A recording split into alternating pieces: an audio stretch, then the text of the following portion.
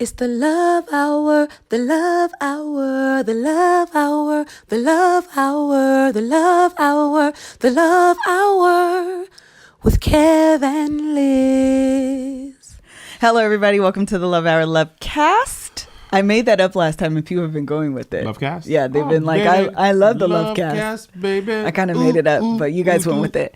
I'm your host, Miss KevOnStage, and I'm here with my co-host and husband. The KevOnStage. The KevOnStage. Mm-hmm. Yes, I want Josh to put me in like the NFL players. The KevOnStage. Oh, and then Markham Elementary. Yeah. And I'm gonna turn into the camera. Wait, your elementary school? Yes. Okay. Lakes High School. Bam. I'm here for that. Go Lancers. Thank you for joining us today on the Love Hour. We are your marriage champions. We have not been schooled or certified. We are just here to share our experiences as a married couple, some of the things that we've gone through and how we've overcome some of those issues. Theme song. We are marriage champions, my friend. Doom, doom, doom. We fight for love until the end. We're marriage champions. We're marriage champions. No time for leaving, 'cause we're marriage champions of the world. You knew I was not gonna stop until I got through the whole verse. You had to get through the whole I just want to make up a new song every episode. I guess. Thank you guys while we're here. Thank you guys so much for the jingles that you have been sending us. We are going to include one in every single video. We're just going to rotate them out. Yeah, and I want to just make you guys look at Melissa as she has to listen to me read the comments and know that people are saying that or this with Kevin Liss is the way to go. Because I scour the comments and people are like, that or this. And I screenshot them and I send them to Melissa and I'm like, the streets is liking it. They like it. By the way, your makeup is impeccable today. It looks good. I was on a struggle. I put this blue on and then was like, that's not cute. And then I put pink on and then I was like, now it's turning purple. And I'm here now. I knew you were going hard on your makeup because I was texting you at the gym and I was getting no reply. Also, I was charging my phone, so it was off in the corner. It was away from me. I was listening to a podcast. I was like in the zone. Oh, do you do it on purpose? No, there's no plug in here. Oh, there's no plug in here. Duly noted. Okay. Let's get started. So let's get started. Oh, no, we have a couple more announcements. Oh. And one of those being that we are planning a conference. It is going to be in Atlanta. That's like the first time I think we've announced the city. Officially announced the city. It will be in Atlanta in 2020, and it will be in the summer. Weekend? I do not want to give the weekend until I lock in this venue. I feel you. But it will be in the summer. That is June, July, or August. In case you're not sure how summer works in America, could technically be September. Could be September, but if June, July, or August, it'll be in Atlanta. It will be next year. Be prepared. It's our teeth and ambition are bare. It's a big deal for Melissa's been working very hard on it. I have been not going to sleep, staying up till 3 o'clock in the morning. Either not going to sleep or going to sleep at 8:12. She's like, Kev, let's watch the Fire Festival doc. I was like, fam, what happened? Ja Rule. Oh, man, I have been like super, super tired. Okay, so I think those are all of those very quick announcements. One other announcement this is the last podcast of the month of January. Mm-hmm. And so the month of February will be our love and sex month. Let's talk about sex, baby. Let's talk about you and me. Let's talk about peen and budgie and the good things that can be. Let's talk about sex. That was a heart, though. Yeah, okay. So the whole month will be dedicated to taking the stigma out of sex. Taking the stigma out of sex. We have 2 confirmed guests. Yes, we do. One is a sexologist, and then we have a couple, and he is certified in marriage counseling, and I am so excited. I've been working on advertisements, so I'll put out all of their links to the social media pages and all of that once they are to my liking. I have like 5 different versions that I've created, and I do not like none of them. So I'll be doing that and putting those out within the next couple days because January is ending like in 2 days.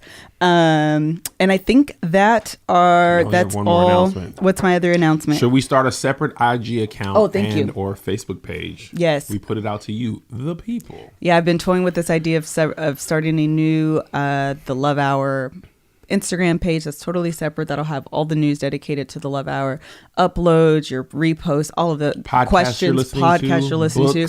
Yeah, all of that stuff will be sexual positions. Holy.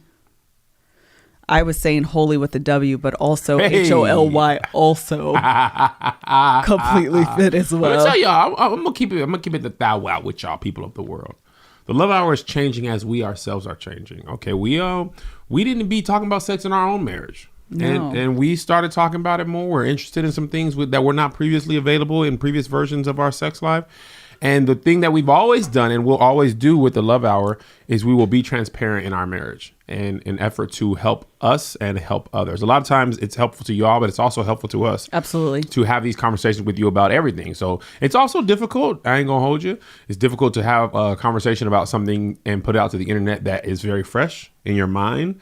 But we don't want to be fake and only talk about things that we conquered years ago. And we don't want to give off the impression that we have a perfect relationship that has no problems either. Absolutely. So we want to go through our marriage with you and tell you what's working for us in hopes that it works for you as well. And our sex life is evolving, as is our communication, as is our financial situation and our understanding of finance, as is our dreams and lives. And shoot, we building a whole company over here. We are. KevOnStage Studios, Studio A, where we're shooting right now, the famous Studio A. We got Joshy Gons in here shooting. Josh be over here every day shooting and editing. Our life is changing. 2019 is setting us up for life to be clear in 2020. All right. Perfect vision. All right. In 2020. Churchy catchphrase. Okay, so I think that's it. We want to go into this or that.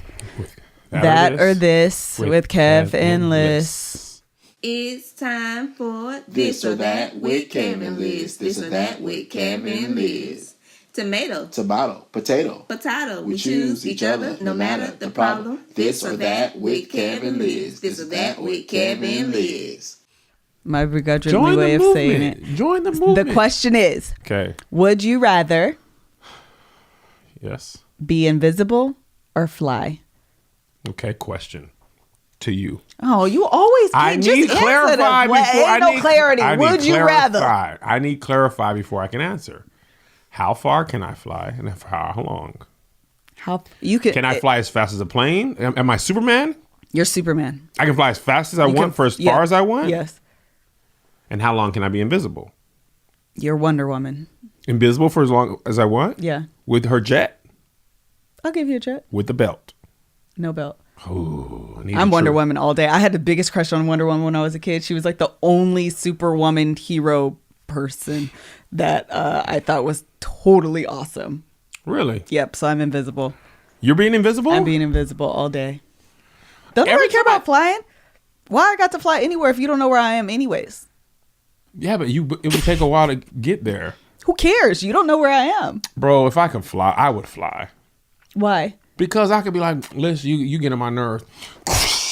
And I'd be out. I would go straight through this roof. I wouldn't even walk out of the door into the backyard. Don't come back.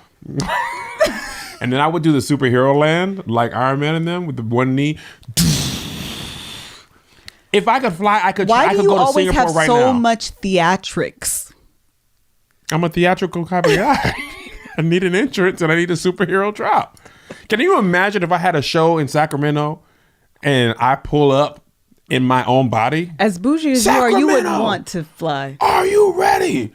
KevOnStage. And I bust through the roof of the theater? That would be too much. I break the stage. You would want that. Can I have Iron Man stuff too? No. Why? You're over here creating a superhero. This is not Build-A-Bear. It's a builder. I would totally fly because I would go right now to Singapore. I would. I saw Crazy Rich Asians and I was like, bro, you didn't what? Even watch it. But I saw it. I saw the opening part when they were in Singapore. It was nice. And I was like, yo, I want to go to Singapore. And then I was talking to Tim DeLaGhetto about it. And he was like, it's a great entry city to name drop. Oh, yeah, YouTuber. Professional YouTuber Timothy DeLaGhetto from Wildin' Out. And he was saying Singapore is a great entry city to Asia because if you've never been to Asia, which I haven't, because English is their first or primary language. So it's like Asia for American Dummies. Yeah. So so that jumped up on my list, by the way. I know you know about my travel list. Yes. The thing about invisible, this is gonna sound bad. I only want to be invisible to do crimes. This is why you can't have these. I just want to go into a bank and like steal money. I can't think of anything positive I would do with just invisibility. To not be seen. But why? I feel like moms why would I not want to be seen? I know. I feel like moms would just want to be like, you know what? All y'all get on my nerves. I just need to disappear for a minute. I got no value for that. All right. So we're going to move on. Are you done? Do you have anything else? Can I fly and be invisible? No. Would you rather? Why you be this on my dreams? These are all hypothetical. You telling me no one was hypothetical. Or that. That or this. Fly. Pick one. Fly. Fly like an eagle. Okay. See no leave alive. Like we said, the month of February will be our taking the stigma out of sex month. Yes, and I'm really excited about that because I think a lot of our audience is like us, and then we grew up really churchy, and sex was very taboo. Or maybe you were like me, and we didn't have healthy dialogue with our parents about sex. Yes. My mom, I told this story before, but I'm going to tell it every time I get the opportunity because it's funny every time. I was 19. I don't know if you know this, 19 or 20.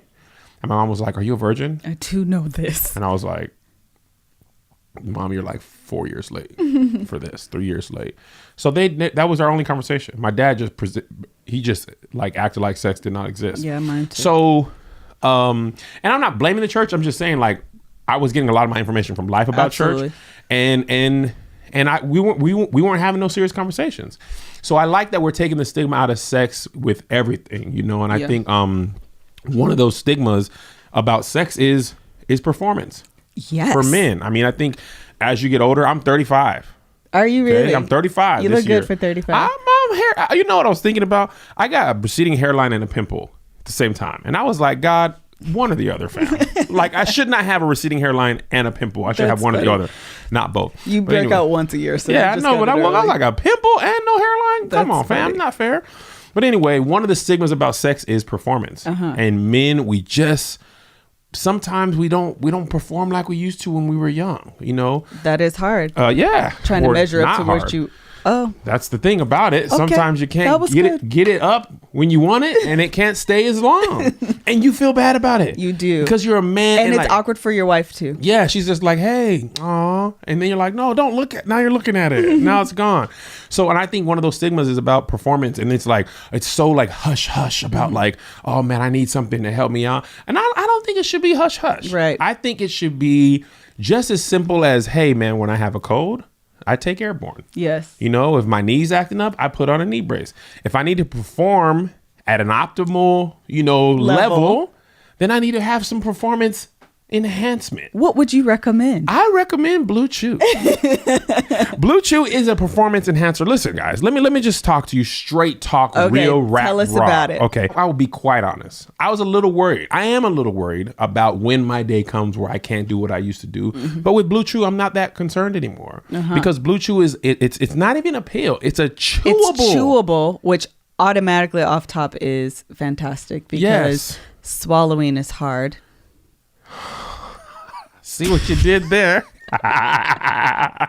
And you can increase your performance using this. So now I'm not as worried because I'm like, yo, if ever I'm getting to a point, and here's the thing about Blue Chew, it's not only if you can't perform, it's if you just want an extra added boost. So what are we recommending, Kevin? I'm recommending in February, you try Blue Chew. That's what I'm saying. Part of taking the stigma out of sex is Blue Chew. It's Blue Chew. It's actually just having these honest conversations with your spouse about performance.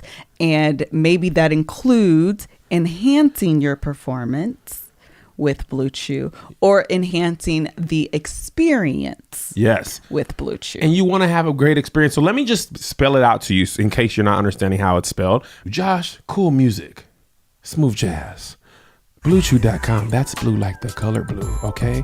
BlueChew.com brings you the first chewable with the same FDA-approved active ingredients as Viagra and Cialis. So you know it's the real deal and that this stuff really works.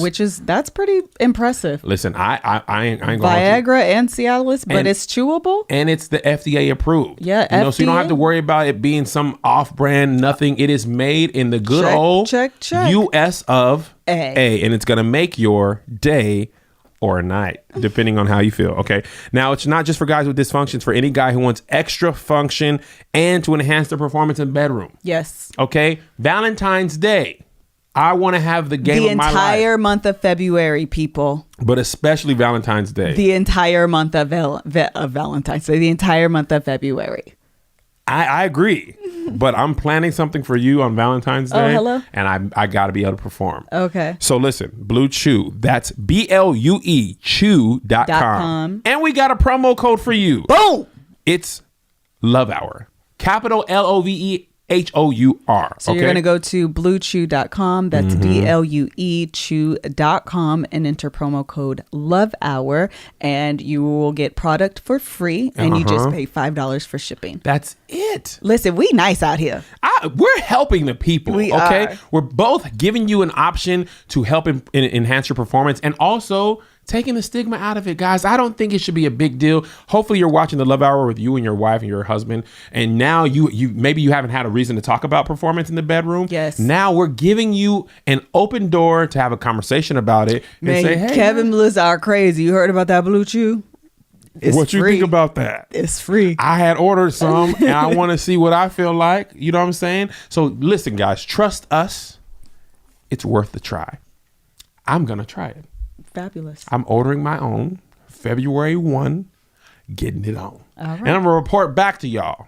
That's what we need. That's what I'm going to tell y'all. I ain't going to hold you. I'm going to be like, yo, I was the LeBron of the bedroom. I was strong. All right, here we go. Thank you guys so much for that. And thank you to Blue Chew, who is our first sponsor. Our of the very pod. first sponsor of the show. Yeah. Clap for us, Liz. I knew the Love Hour would start getting some sponsors, people who like the show, people who want to help it out, and y'all listening have helped us land some sponsors. So and that's why we you. continue to give you this content for free. So make sure that you support our sponsors. Yes. And visit the stuff that we recommend, because believe it or not, we don't recommend everything that comes across the desk. Melissa's very particular about what we say yes to, and we wanted to help take the stigma out of sex, so we said yes to Blue Chew. Amen. Amen and amen. Amen and amen. Okay, just really quickly before we move on, I just want to announce that I am going to be bringing the book club back, obviously, and I am going to be reading For Women Only by Shanti Feldham. Kev will be reading For Men Only by Jeff Feldham, who is Shanti's wife, husband. Okay. And I definitely, this is one of those books that I recommend reading as a couple. You can get it on Audible. Shanti has a very pleasant voice. That's always something important to me, because if I'm be listening to a book, let me make sure that your voice is cool. So we'll be starting that off in February, but just FYI, that's coming down the pipe. All right, so we are on to today's topic, which is talking about a continuation from navigating through life's transitions. That was such a popular. It was. It was a very popular episode. You guys really, really enjoyed it, and we received a ton of questions. So we're just basically, as a part 2, going to be answering your questions. Absolutely. Okay, so the first question we have is, and I'm not going to give any names. I'm not going to read any questions like verbatim from email, because most of the questions honestly were the same. I just picked questions that kind of summarize the majority of all of the questions. Okay. So how do wives begin to have healthy conversations about how they're feeling without feeling like a nag? I think you should answer that. I shall answer that. And actually one of the answers to this question is why I thought of Shanti Feldham. I'd highly recommend her book. But she has a next day rule, which basically means if whatever I want to bring up, if it won't matter tomorrow, is it worth bringing up today? Is what I'm about to bring up, is it a matter of preference? Is it a matter of opinion?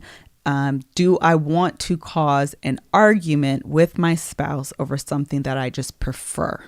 Over something that's a matter, like it's not a fact, it won't really affect anything tomorrow in the big scheme of life, this really doesn't matter, then maybe not bring it up.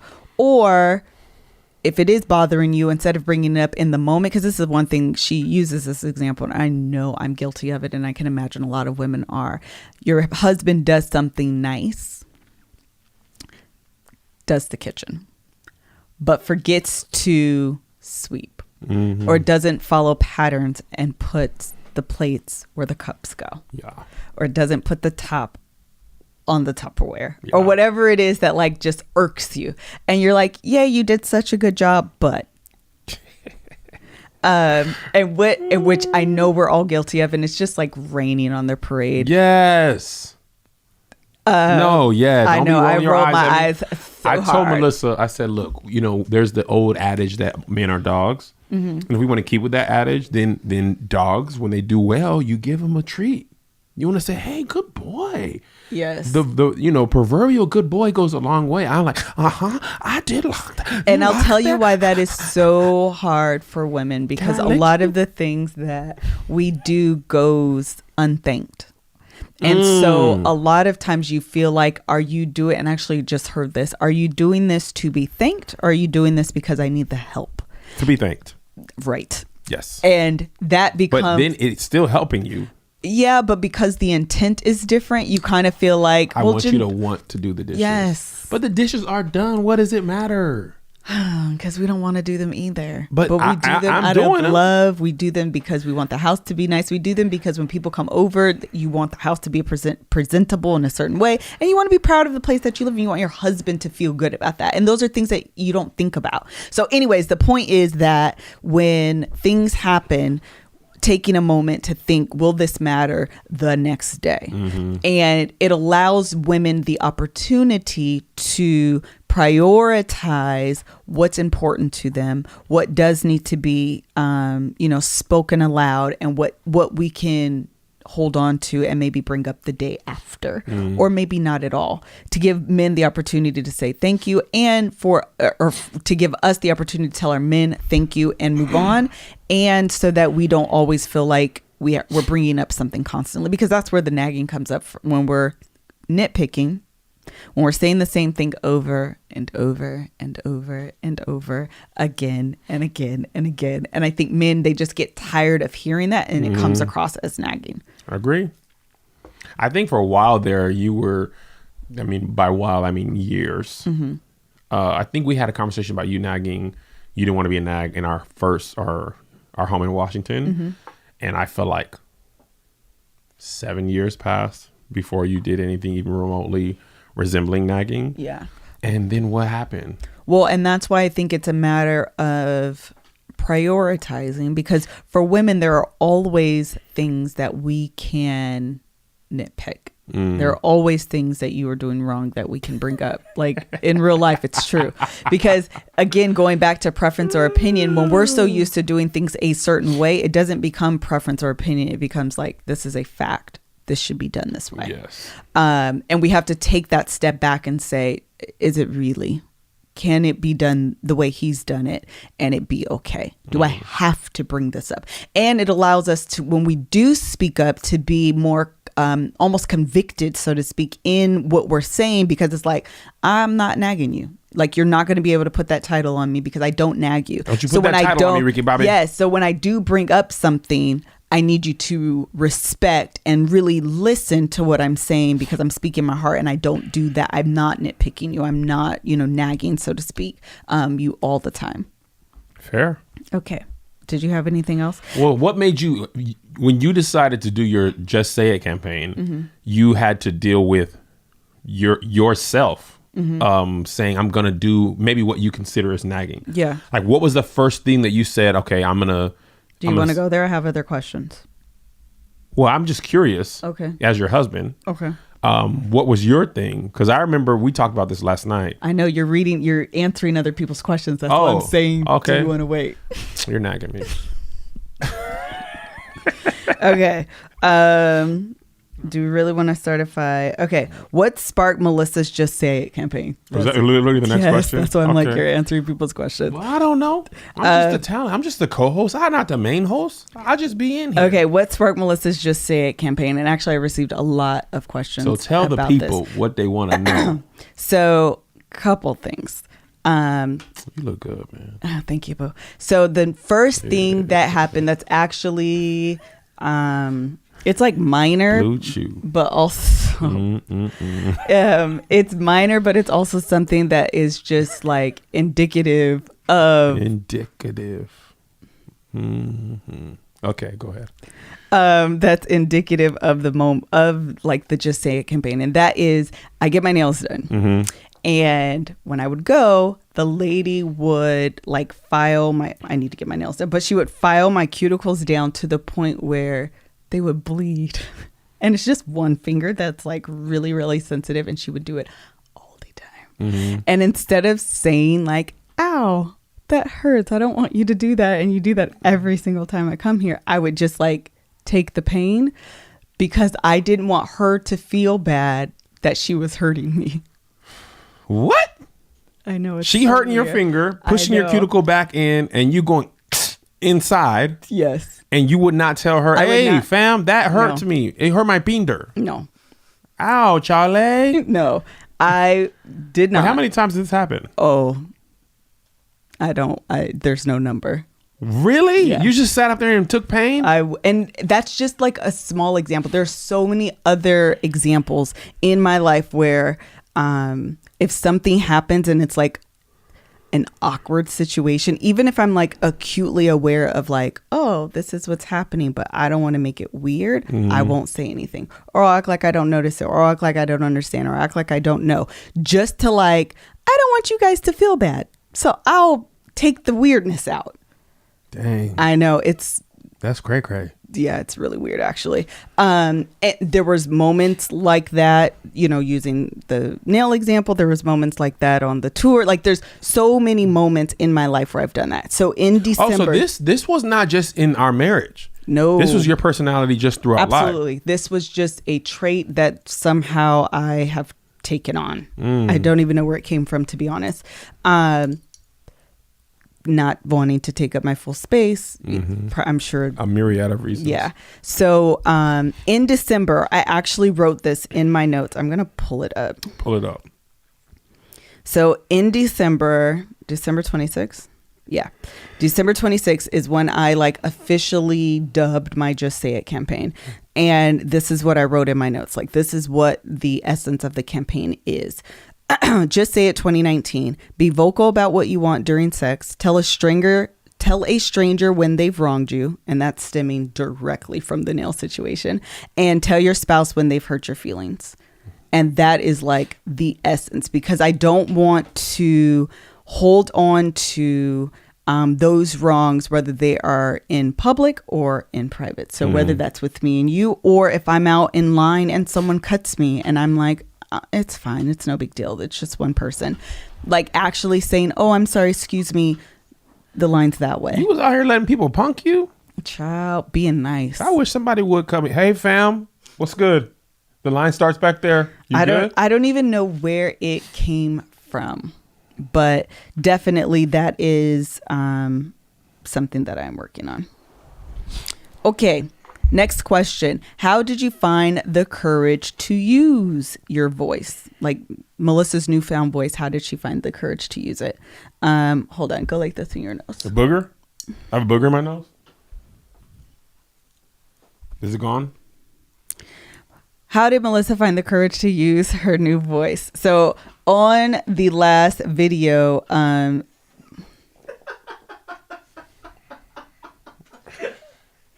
you're so annoying. How do boogers just appear? Like, we've been doing this podcast for how long? And then the booger was like, what's up? Y'all filming? Like, what are you talking about? What are you doing? How does that happen? Because you've been looking at me for 20 minutes. I know it wasn't there because you wouldn't let your boy be out there like that. No, it was there a little bit. Boogers be hating, fam. You feel me? Okay. How did Melissa find the courage to use her newfound voice? And how did Kevin react? You want to give your part and I'll tell you how I reacted? So how I found my newfound voice. Honestly, I was realizing that I was headed down a path of a huge blow up and resentment. One of his name's John Gottman. I think he's an author, and I said I was going to look this up and I forgot. But I hear his name all the time, and I feel like I've read one of his books. But he has 4 horsemen of divorce, so like 4 indicators that he's able to determine with like, or predict with like 90% accuracy if a couple is going to be headed down divorce.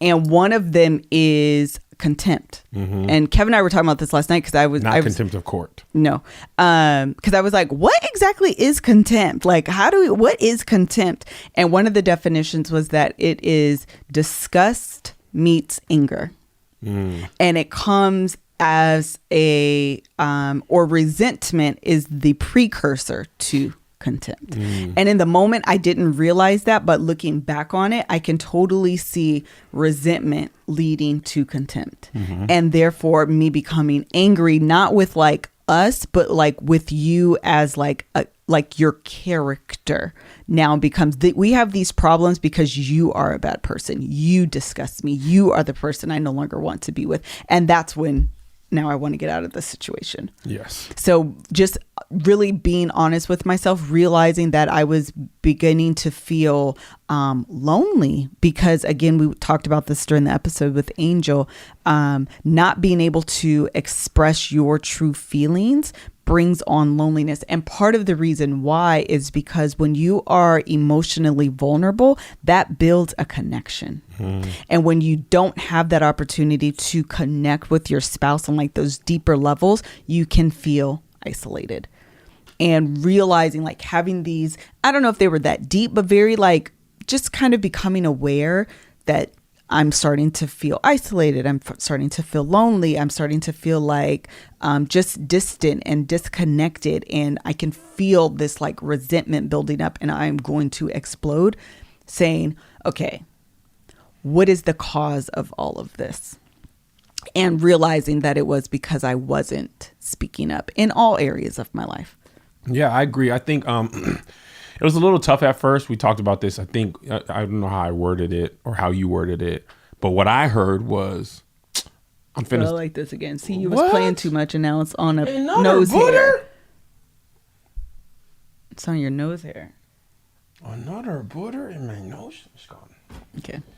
So when I believe you first told me you weren't at the point of the Just Say It campaign yet, right? This is months ago, maybe 6 months ago, 8 months ago. Maybe you were trying to find yourself, and you said something along the lines of, "I'm about to start speaking my mind, and you're just gonna have to deal with it." I did not say that. You mushed me like that.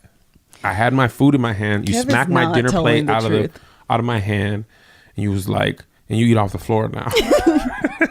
No, but those aren't the exact words, but you said something along the lines of like, "I'm about to start speaking my mind." And I remember being like, oh, have you not been speaking your mind? Like, are you finna just start talking to me crazy? Like, what does that mean? What are you like gonna just start trying to disrespect me? So I felt like it was an ego first response. Yes. Is that a thing? I believe you just made it up, and I'm going to concur with it. I like that. It was an ego first response to take it as disrespect. Yes. Like, first of all, you're using a lot of big words. I don't understand what you mean. So I'm going to take it as disrespect. First of all, watch your mouth. So that's kind of what I felt like. And I was like, and I think I felt like, what did I do to deserve you, to deserve this? And I think that's the thing with men, especially me. I often feel like everything you do is a reaction to something I have done. Right. And a lot of times you are going through something in your own life. It will also affect me. Sure. But it's not in reaction to me. Absolutely. Like everything about your life is not, centered on how it affects me. You were just like, I need to start doing this in my life. As you started to say it, I feel like I had ego first responses almost all the time.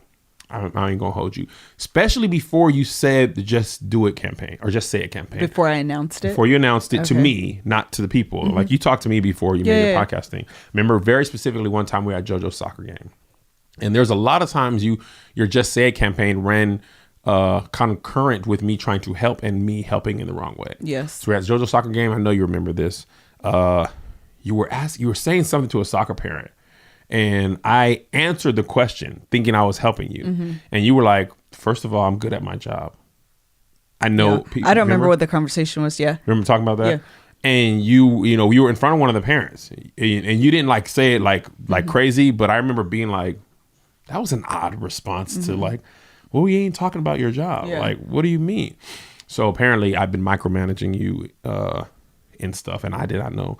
Josh knows I'm y'all pray for me in deliverance as I start to let things go in my life and help let people who work with us take over. Yes. It's hard to let go. Josh is editing Aska, and I was like, please, Mr. Joshi, could you back the files up on my hard drive so I could just look at them sometimes and know they are safe? I literally had I said, what if Josh just loses the phone? Because the phone that we shoot on is connected to my iCloud. Yes. And if you don't let it sit open on Wi-Fi for a long time, the files won't be on Transferred, iCloud. yeah. So I'd be looking like, what if he don't like me and he throw my phone in the lake? And it's dumb. But anyway, so I was like, Josh, can you please help me and just transfer them? So I said all that to say I was doing that same type of thing to you, but it was having a bigger effect. So it was that kind of stuff was happening more and more often. Yeah. So once you finally said, I'm just doing this just say it thing, then I understood, and it was easier to deal with. That doesn't mean I didn't respond ego first, because I think the thing that I had to learn the most was that a lot of ways that I try to help you is me overstepping my bounds, and I'm ending up taking things away from you. Right. And that makes you feel like you're not valued. Like what you were taking that is Kevin doesn't think I can do this. And do you know that is one of the biggest questions that a counselor can ask a wife if she is in a happy marriage? It's not, are you happy? Do you feel valued? Yeah. Do you feel heard? And those answers, or the answer to that question, speaks more in line with how happy she is in her marriage than the question, am I happy? Because it's an indication of health. Okay, now say that one more time. I'm trying to understand for clarity's sake. I want to just, you know what I'm saying? Like, Yeah. I get it, but I don't get it. And maybe people here who are listening do not understand. Okay. And they need it repeated, not me. I'm very smart. So the question to a woman specifically, do you feel valued? Do you feel heard or seen in your relationship, is a better indicator of a happy, like the answer to that question is a better indicator of how happy she is in her relationship than just asking the question, are you happy in your relationship? Really? Because it is an indicator of health. And sometimes you can feel good and not be healthy. That's good. Okay. So just like in real life. In real life. You're asymptomatic. Yes. So answering. That's what was happening with us. Yes. And so what happens is you can have the appearance of being happy, but inside you can feel disconnected or distant because you don't feel, again, going back to the idea of being seen and valued, being connection and not being lonely and isolated. Like all of those things are connected. And so as a spouse, if I don't feel like my voice is heard by you, if I don't feel like my opinions matter to you, that my voice isn't valued by you, then I can feel isolated from you. Because again, being able to share those like intimate thoughts and ideas and just being able to like share your heart is how a woman builds that bond and that connection. Right. And if I don't feel like you can't hear those intimate needs that I have, then we're not connecting. Yes. Okay, does that make sense? It does make sense. Okay. And I'll give you an example. Now something just clicked in my head of like, so we're talking about the conference, right? The Love Hour conference, right? One of the ways that I often help people is having a network. So if somebody comes to me and is like, hey, I need a shirt guy. Yes. Bruh, talk to my guy. Yes. Talk to this guy. Yes. Kev, so I'm doing that all the time. So people come to me with like, what cameras do you use? What, so that type of stuff, right? So we're trying to plan for the Love Hour Conference 2020 in Atlanta, Georgia in the summer. And my wife is like, okay, how are we going to do these volunteers? Right? So in my, like, I was going to help you, right? I hit my boy up. Yo, need some volunteers. Boy's like, got you. Do X, Y, Z. I'll take care of it for you. Done. Yes. Right? I go into my wife's room. Baby girl, let me tell you what you ain't got to worry about no more. Volunteers. Your boy got you. Now, I'm thinking I have now taken this off your plate. Right. And now I spit on you. Now you can focus on something else on the conference. And because of my friends and my network, I can help you in the way that I've helped other people around me. And those people have often been very thankful because they don't know how to set up or whatever. So I'm approaching you that same way. Much to my surprise, that help wasn't coming across as help. Right. What it was coming across as what you always call Kevin has a takeover spirit. Yes. Right. So the conference, what was important to you wasn't, I need the volunteers. What was important to you is I want to plan this conference with my vision. Yes. Now, my vision may end up being that we use this guy's volunteers, Absolutely. but it also may end up being my event coordinator finds another thing. And it may end up being at this, convention center you suggested. It may be at someone I did. But what you were saying to me is I want to take the lead and have you support me in the way I've supported you. Not I want you to take over this like you've done so many things. Yes. And I had to understand that. And I think that's what happens a lot of time in marriages. Like I firmly believe that people are not always malicious. No. I think they often are trying to help. But if you don't, what I didn't hear was, Right. and here's the being heard and being valued. What I didn't hear was, I want you to support me. Yes. As I lead this conference. It's important to me. What I heard was, I need volunteers. And in classic man fashion, problem solved. Without even presenting a to problem. the rescue. Without You ain't gotta even- worry about volunteers. And what I didn't, and so now, I didn't even tell you this, but he followed up with me like, yo, have you talked to your wife? Where are you at? Blah, blah, blah. Should I set up a call? And I said, no, you should not. You better not. And he was like, is everything good? I was like, everything's fine. But Melissa's working at her own pace. If she needs this to happen, I'd be happy to facilitate this call. But until she gives me the directive that this is what she's interested in. Absolutely. So now old Kev, even like old Kev, which is 2 weeks ago, Kev, would have been like, Liz, he's asking, what do you want to do? But now that I've heard your heart, which is I want to lead this. And that's important to you. Absolutely. And also, let me say before you say something. In marriage, when something is important to your spouse, it is important that you support that, whether you agree with that is being valued. Is it? That is being, because I am saying, and that's the point I was just about to make, in that if I say, this is important to me, I want to do this, and you just say, hogwash, they're the volunteers, this is what you need, this is what you need to do, how am I being valued? Yes. How am I being seen? I literally just said this, and you were like, nobody cares what you, like, the way it feels is no one cares what you said, no one cares how you feel, this is what we need to do. Yes. So push your feelings aside. This is now the plan. And that is, and again, being able to say, I said this, and he respects that. He values that. He understands that is a connection. Yes. And that happened a lot of times, not just in productions. I remember for The Righteous and Ratchet Live, you were like, I want to produce this. Yes. For Only In, so you've made your claims there. And now it's my responsibility to do my part to uphold that I want to produce, you and Doughboy's live show. So now I can't produce it like I used to produce stuff. Right. It's just go, man, jokes, Yeah. city, tickets on sale. You know what I mean? I've got to say, okay, so how can we produce this together so that you can be a part of it, right?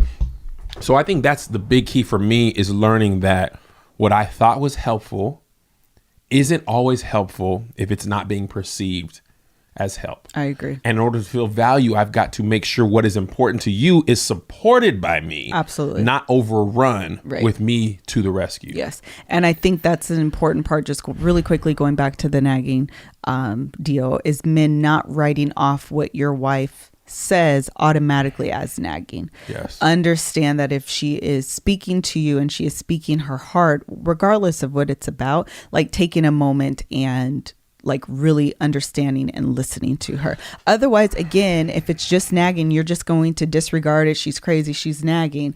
Then you're not seeing her, and she doesn't feel valued, and you don't respect what she has to say. So she has to constantly say it over and over and over and over and over. And it becomes a cycle within itself. I'm going to give you another example. I be doing good and you don't be knowing. So we got an assistant now. Yes. Right?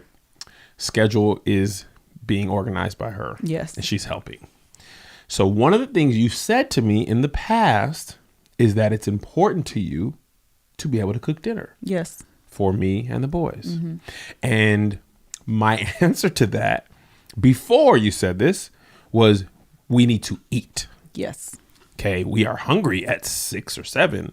And I'm like, you said we need to cook dinner, and you were like, I'd be tired, but I'd be this and I'd be that. Yeah. And so my answer was, let me order Postmates. Yes. Or let me order pizza, or let me stop by and pick up food on the way home. You never did C, but you did A and B. You right. I sometimes pick up a whole chicken from Ralph's. So anyway, you don't know this again because I'm just telling you because I want you to pat me on the back. So meeting gets moved around today. Right, we were supposed to meet somewhere at 4, Yep. And then we were supposed to meet somewhere. I think we had a call at 5, and something else at 7. Right, so you were like, okay, I was scheduling a massage for us, and I realized we go to this meeting at 4 in Hollywood. We get back around 6, and I schedule this massage at 7. You probably won't be able to cook, Right. And that's important to you. So Candace is like, should I order dinner? Right, she asked me. On the side because she's, talking to me about changing the schedule. And I said, no, you shouldn't. Because Melissa has said that it's important for her to be able to make dinner. Now, I see you doing merch and doing master tour and emails and setting calls. And I'm saying to myself, to me, why does this woman want to add dinner making to this? I'm like, I just want to eat. Boys just want to eat. We don't care if it's healthy or not. We just want food in mouth, stomach quiet. But you have said this is important to you. So to me, it doesn't really matter whether I think you should stress yourself out, which is what I told myself. What matters is that I honor what you said, which is I want to cook dinner. Even though I don't think you should have to cook dinner, you said it's important. Yes. So now I give you that opportunity to cook dinner. Thank you. And I don't take that away from you. And if you decide, I don't want to cook dinner. But also, can I just stop you really quickly? Yes. This isn't me raining on your parade. This is to make this better. Yes. You can also just say, that's a great question. Let me ask her. I did that too. Did you see that? When? In the text? I did, the massage was scheduled. No, I meant this right now. What? The dinner situation. Wait, I didn't ask you. I should have asked you? No, I'm saying so you don't even have to guess. I can look at the schedule myself and say, nope, I still will cook, or actually, no, today's not a good day. You lost me. Okay, never mind. You're saying I should have taken a step further? It's okay. No, I want to be good. You tell me right now. I'm saying that you can also just ask. Oh, like, hey, Liz, I was noticing the schedule is, do you want to cook dinner or do you want Candace to order? Yes. And now by letting you choose, Yes. I have now taken, instead of choosing for you. Exactly. Got it. Guys, listen, I'm learning too. And I'm 15 years in? Yes. It'll be 15 years in June. Sometimes this is the hardest part of marriage. I'm going to tell you, I've been talking to my friends about this, talk to Sosa about this. Hardest part of being married for 15 years is feeling like you got to learn something all over again or learn something new with the same vigor as you did when you were young. When I was first learning you, I was like, whew, got to take a lot in, family, all that stuff, but it's expected at the beginning of your marriage or relationship. What is unusually or not expected is 15 years in, you saying, okay, this is not going to work no more. I'm going to do that now. You know what I'm saying? Yes. Okay.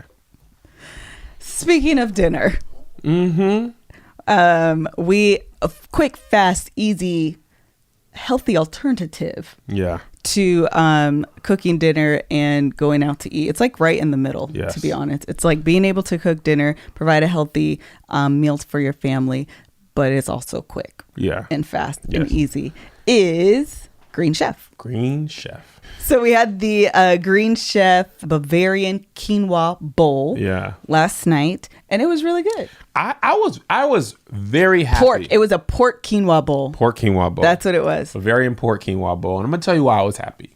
Tell me why. I be trying to eat better. But I notice about myself that Green Chef really helps with. If I don't plan, I revert back to fast food. Yes. Or food that's delivered fast. Yes. And those things are even if there's healthy options, I don't choose the healthy options. No, you don't. Because I don't want. No, you're not going to. I want. And I think as a woman, I it's want to say one more thing. Okay. I want a sandwich that has chicken tenders and mozzarella sticks on it. Oh, they have it. And it has milkshake. Oh, yeah. Oh, Fat South. Fat South. But what Green Chef has is healthy alternatives. Yes. And that, when it's presented and brought to you. Okay, so let's talk about the pros about it. Yes. We've used this service actually before, even this ad, because just for the same reason. Because honestly, it is convenient. They deliver basically it's a box of 3 separate meals, and it's all prepackaged, pre-measured, which I absolutely love that it's pre-measured. Because listen, girl, I will mess up a recipe in a minute. Love that it's pre-measured. I love that it's mostly organic options. I love that it's healthy, and it's fast. Most of the meals are cooked in under 30 minutes. Yes. It's very simple, very easy to follow recipes. It's like, I don't know. I feel like as a woman that lives in a very fast-paced environment, grocery shopping isn't always something that I do either. It's something you want to do, have time for. I promise you, I be wanting to go to the grocery store. I be wanting to go to the grocery store, but it don't always be happening. So to have the opportunity to have someone send food to me, prepackaged, pre-measured, pre-everything, it's a healthier alternative to fast food. Yes. As a woman, all I can say is yes. Please give me. Yes. And it has been fantastic. I'm excited about the meal tonight that I'm going to make. What are we having? Swedish meatballs, I think. Love it. Yeah, I'm Let me tell you excited another about thing that I like about it. When you are not planning, you tend to make the same food. You do. And it's nice to expand your palate. Yes, because you would not have made a Bavarian pork and quinoa bowl. No, I would not have. You know what I mean? Like you search on Pinterest and stuff, but you ain't ever like, I'm about to go because you have to buy specific ingredients that you don't normally have. Right. And most time people make dinner with stuff they have on hand most of the time, Absolutely. which means you just chicken and whatever. You're just not doing that. And let me tell you how I knew it was good. Kids was like, I ain't gonna hold you. Yeah, it was good. And Joe don't be eating nothing. He doesn't. He's a very picky eater. Very picky, and whatever that sauce was on that bowl, it was very tied that good. whole thing together. Yeah, Matter of fact, sauce. Josh had some. Big Irish J. Everybody who was over our house shooting was like, the bowl very much good. I like it. And and here's how you helped me really, because I had that healthy dinner. I went and had a show after that, and it was at Flappers. And Flappers is notorious for having amazing food, but not healthy. And since I had just eaten a healthy dinner, I went to Flappers and didn't have to eat something stupid, unhealthy. That's because great. I just had a healthy. And then I went to bed feeling better. That's great. Because I usually go to the gym and then I undo all my work with unhealthy food. So Green Chef is a USDA certified organic company, and meal plans include, so regardless if you are paleo. Thank you. So meal plans includes paleo, vegan, vegetarian, pescatarian, Mediterranean, heart smart, lean and clean, keto, gluten-free, and omnivore. That's crazy. That is crazy. Yes. I did vlog a little bit of me making the meal last night, and you'll be able to see how like simple and easy it is. It's like really simple, to be honest. Literally like 30 minutes. It's very like dummy proof. And if you're not a cook, like low-key, I don't be cooking all, like I'll be wanting to cook, but I'm not like a cook like that. It makes it super easy to make like a really good, healthy meal for your family that tastes really good and is very simple to make. So if you're interested in trying this out, you can go to greenchef.us/love hour.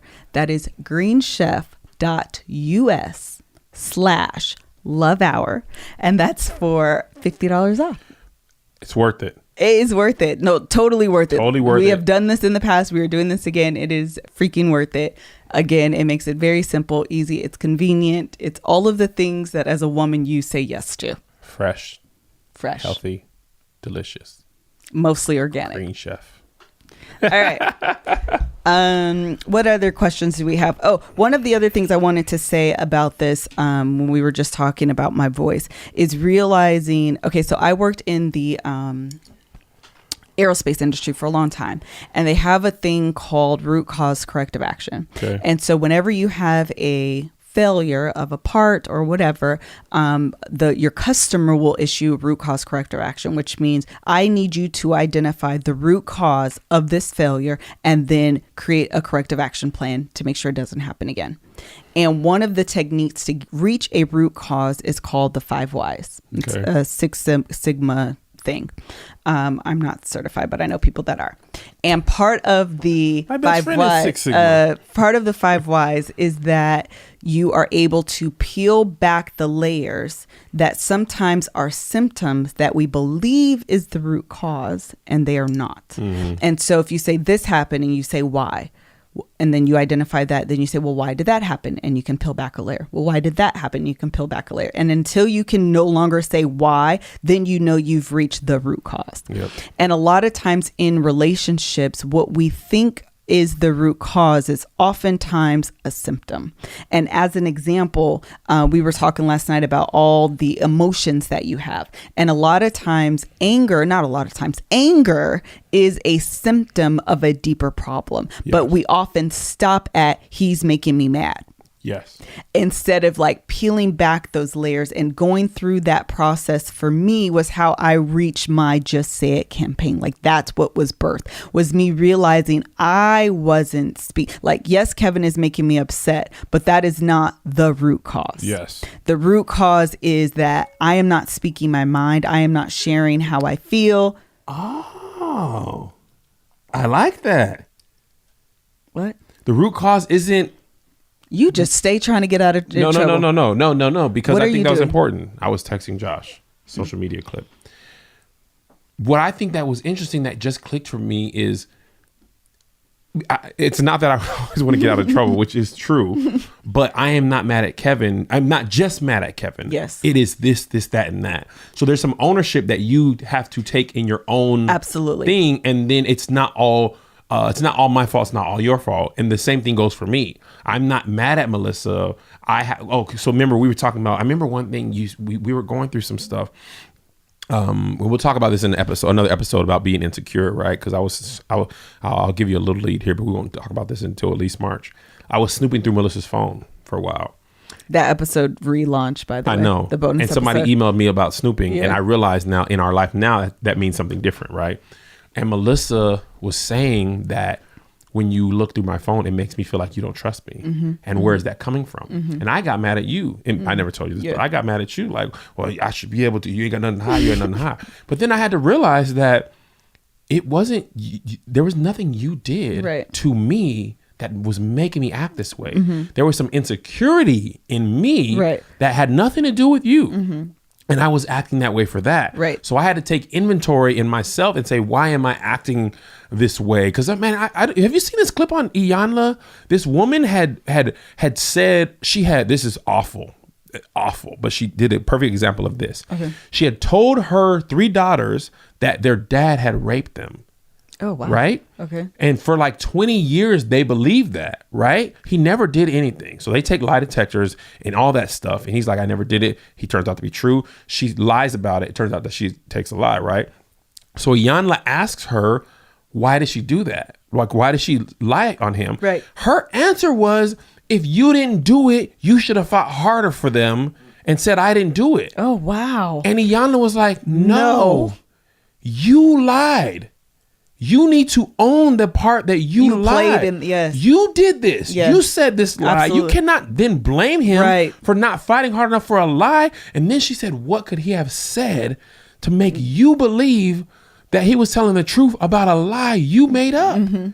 And I was like, that's a perfect example of people putting that onus on someone else when it was her responsibility to fix that in her, what made her broken, that made her lie about something, and then blame him for not acting in a way when you made it all up. You created it. But we do versions of that all the time in our relationship. We don't want to take inventory of ourselves, what causes us to act, why we treat each other this way, why we feel this, why we're angry, why we're upset, whatever you do, but we want to blame you. And I think that's another part of just going back to the nagging point, is that if you're able to clearly and succinctly articulate what is wrong with you, or like, this is what's bothering me and this is the reason why, I think that comes across as less naggy. Yeah. Because a lot of times all we do when we do like share our feelings as women is we just, and you didn't do this, and this is wrong, and this is wrong, and this is wrong, and this is wrong, instead of saying, I feel like this because my feelings are hurt because. Yeah. I feel wronged because. Yes. And then he's able to like take a step back and not, you can't disregard that as easily if I say I am hurt. Yeah. And this is how you hurt me. And this is why. And again, it just allows that anger. It allows you to strip off that anger and really like dive down to why I am feeling this way. And honestly, that's how you prevent yourself from going down the path of resentment and contempt, because you're able to peel off the layers of anger and like really identify what is wrong. So one of the questions was, how do you speak up without causing an issue? And one of the interventions that I've heard on a podcast, which let me make sure I say it, because every time I say I heard it on a podcast, people are like, what podcast was it? The podcast is the Anatomy of Marriage podcast. And one of their interventions is that whenever you have a hard conversation that you have to have with your spouse, they recommend doing a voice note.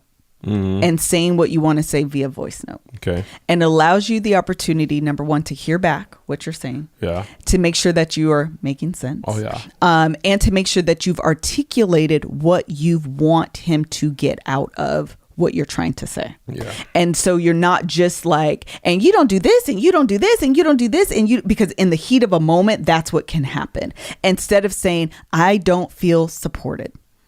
I don't feel like you carry your share of the weight as far as household chores.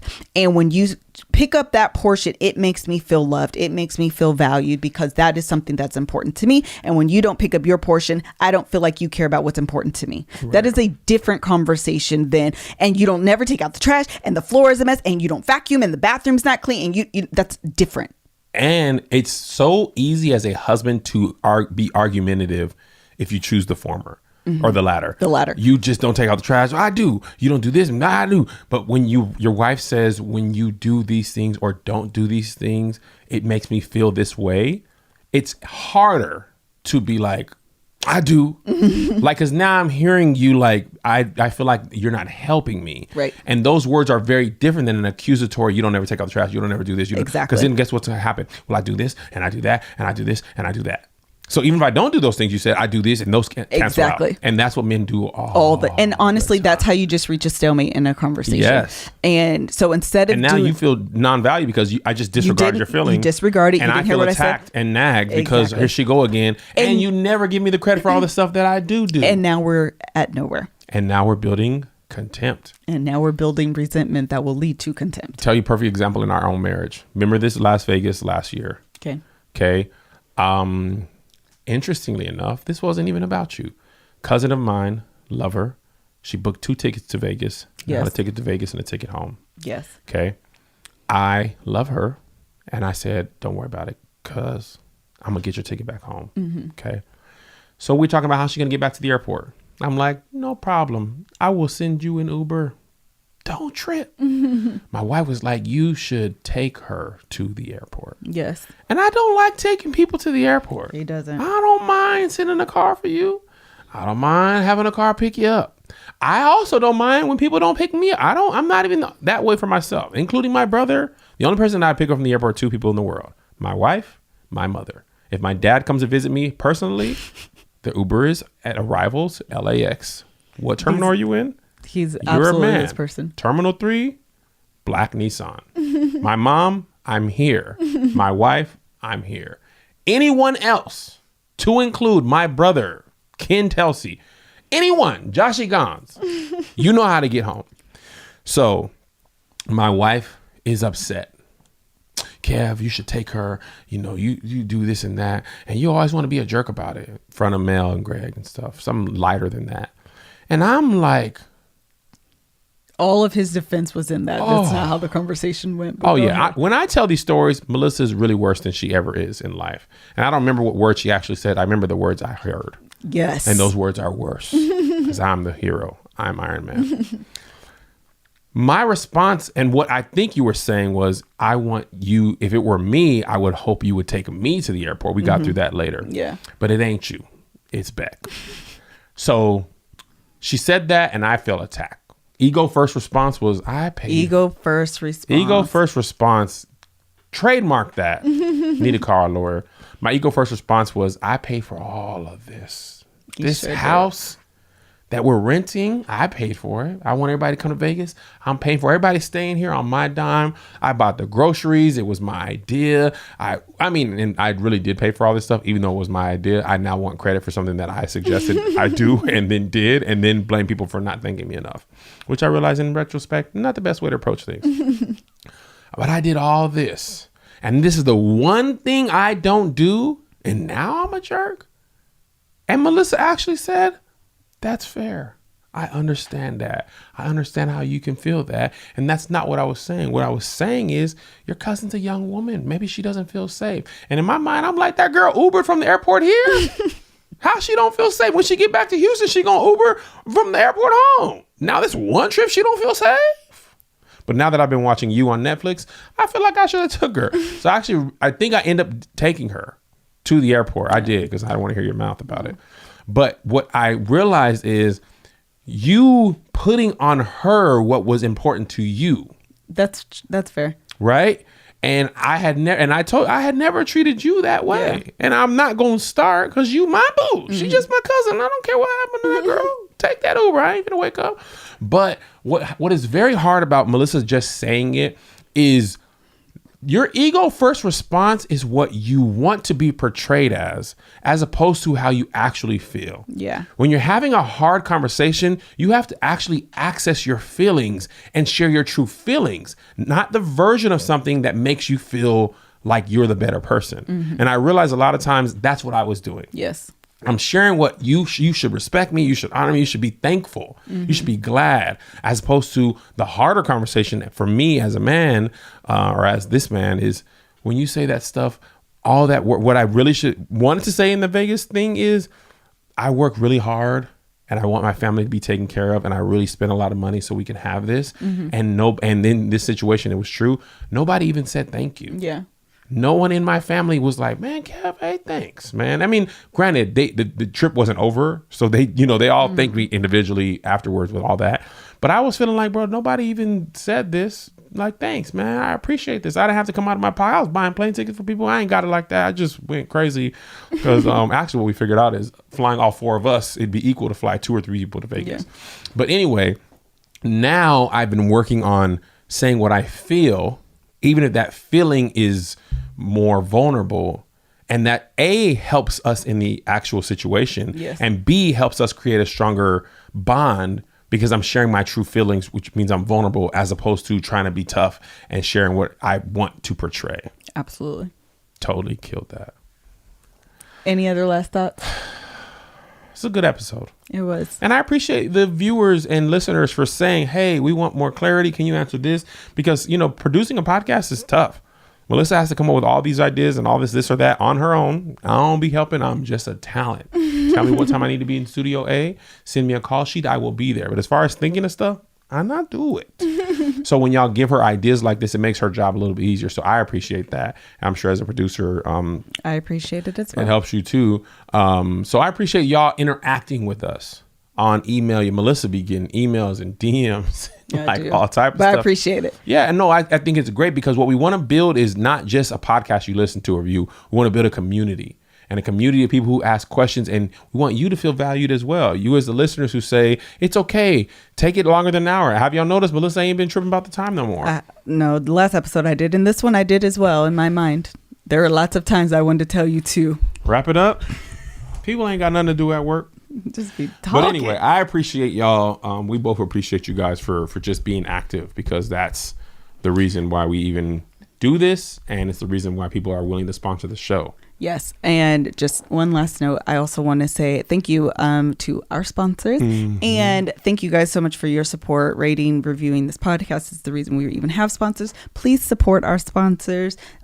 Blue Chew for the month of February. Men, hop on that. Or women hop on that, pun intended, and then also for hop on the penis and then, ride. Do you want to ride? And also Green Chef. Again, it'll free up some time for you to have some alone time with your spouse. The promo code on both of those is Love Hour. It's bluechew.com.